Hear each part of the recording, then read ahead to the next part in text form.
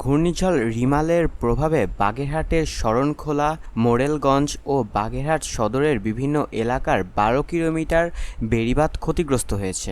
ধসে গেছে ৩৫/১ ফোল্ডারের টেকসই বেড়িবাঁধের ২ কিলোমিটার ব্লক। পানি উন্নয়ন বোর্ড বাগেরহাট কার্যালয়ের থেকে এ তথ্য জানা গিয়েছে।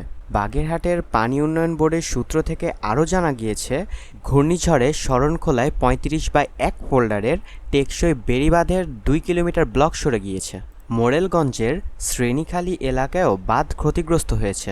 বাগেরহাট সদর উপজেলার বেমর্তা ইউনিয়নে গোপালকাঠি এলাকার বাঁধের ২টি স্থান ধসে পড়েছে। বাঁধ ভেঙে পানি প্রবেশ করছে লোকালয়ে। পানি উন্নয়ন বোর্ডের কোনো বাঁধ নেই এমন বিভিন্ন এলাকায় স্থানীয়ভাবে নির্মিত রিং বাঁধ ও গ্রাম রক্ষা বাঁধগুলোরও ব্যাপক ক্ষতিগ্রস্ত হয়েছে।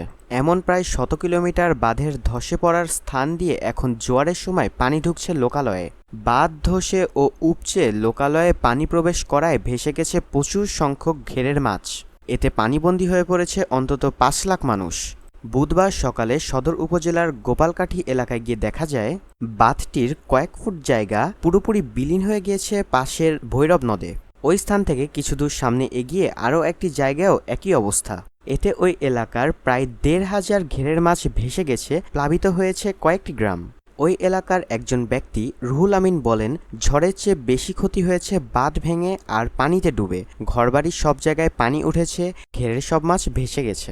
শরণখোলার গাবতলা, তাফালবাড়ি সহ কয়েকটি এলাকার ব্লক সরে যাওয়ায় টেকসই বাঁধ ঝুঁকির মধ্যে পড়েছে বলে দাবি করেছেন স্থানীয় বাসিন্দারা। গাবতলা এলাকার জাকির হোসেন বলেন, মূলত যখন বাঁধটি নির্মাণ করা হয় তখন মাটির বদলে অনেক স্থানে বালু দেওয়া হয়েছিল, আর এই বালু দেওয়ার কারণেই ব্লক সরে গিয়েছে। এখন তো পুরো বাঁধ ধসে যাওয়ার শঙ্কা দেখা দিয়েছে। পানি উন্নয়ন বোর্ডের নির্বাহী প্রকৌশলী আবুর রায়হান মোহাম্মদ আল বিরুনি বলেন, বাগেরহাট জেলার বিভিন্ন পোল্ডার ও উপপ্রকল্পে পানি উন্নয়ন বোর্ডের ১২ কিলোমিটার বাঁধ ক্ষতিগ্রস্ত হয়েছে। পানি ওভারফ্লো করায় বাঁধের এই ক্ষতি হয়েছে। আমরা জরুর ভিত্তিতে কাজ শুরু করেছি যাতে জনবসতিতে আর পানি প্রবেশ করতে না পারে।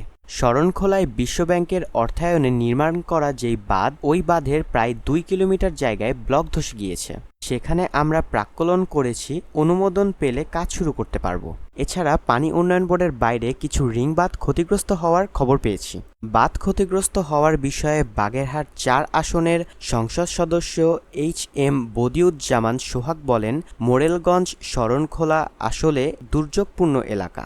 ঘূর্ণিঝড় রিমালের প্রভাবে এলাকার ব্যাপক ক্ষতি হয়েছে। বিশ্বব্যাংকের অর্থায়নে যে বাঁধ দেওয়া হয়েছে, নির্মাণ ত্রুটি থাকায় ওই বাঁধের ব্লক ধসে পড়েছে।